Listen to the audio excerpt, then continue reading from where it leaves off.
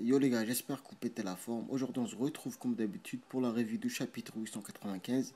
Désolé si ma voix paraît moins énergique que d'habitude. Je tourne cette vidéo assez tard, il est actuellement 2 h du soir. Donc on va pas blablater pour rien. Passons à cette vidéo. N'oubliez pas d'écraser ce pouce bleu et de partager cette vidéo les Nakamas. C'est très important pour la chaîne. Allez, let's go.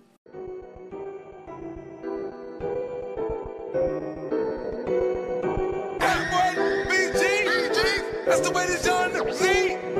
Drinking on sir, can't sleep. Drinking on sir, can't sleep.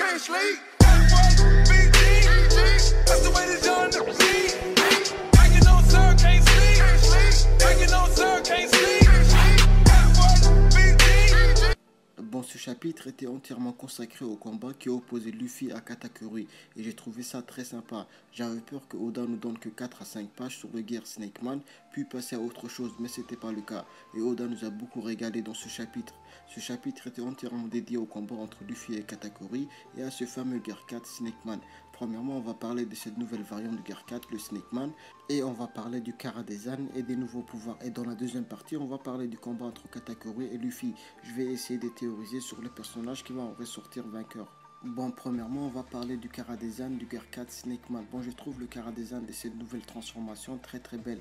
Les gros bras plus les cheveux plus longs que la normale. Je trouve ça beaucoup mieux que le Gear 4 Bankman et encore plus que le Gear 4 Tankman qui est quand même assez dégueulasse. Et franchement, j'avais imaginé des trucs débiles pour cette nouvelle variante et quand je vois le résultat, au final, on peut que saluer le talent de Oda.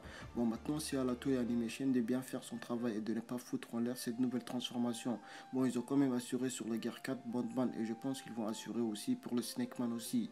J'ai aussi aimé les techniques que Luffy a utilisées pour le Gear 4 Snake Man durant son combat contre Katakuri parce que je les ai trouvés stylés et puissants. Contrairement à ce que beaucoup de personnes ont dit à propos de ces techniques, je les trouve très efficaces face à Katakuri. Et c'était la première fois où on voit réellement Katakuri se faire démonter par Luffy. Dans les précédents chapitres, Luffy avait du mal à toucher Katakuri. Et avec cette nouvelle variante de Gear 4, on a enfin vu Katakuri se donner à fond. J'avais l'impression qu'il jouait avec Luffy avant cette nouvelle transformation. Et puis il a décidé de vraiment se battre sérieusement. Et c'était tout simplement épique de voir Katakuri se donner à fond.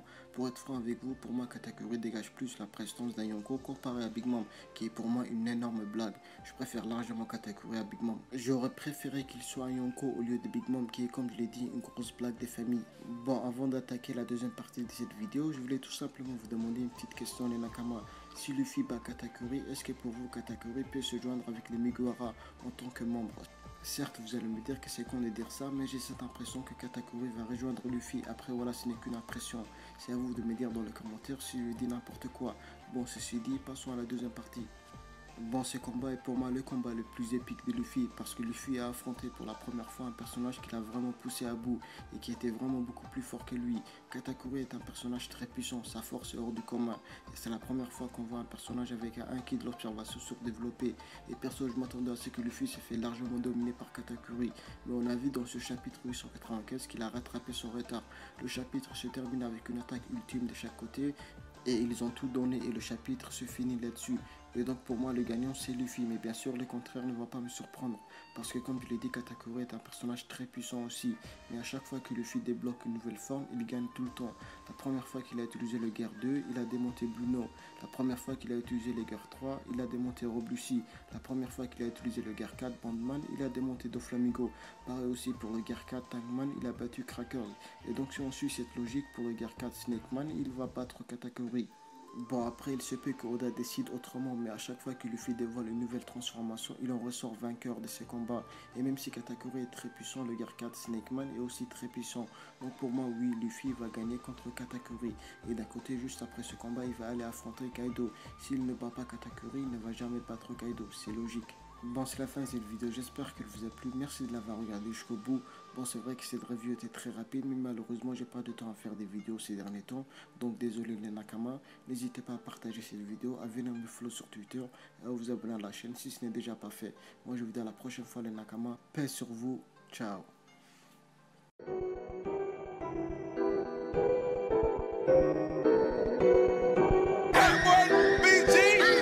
That's the way this young see.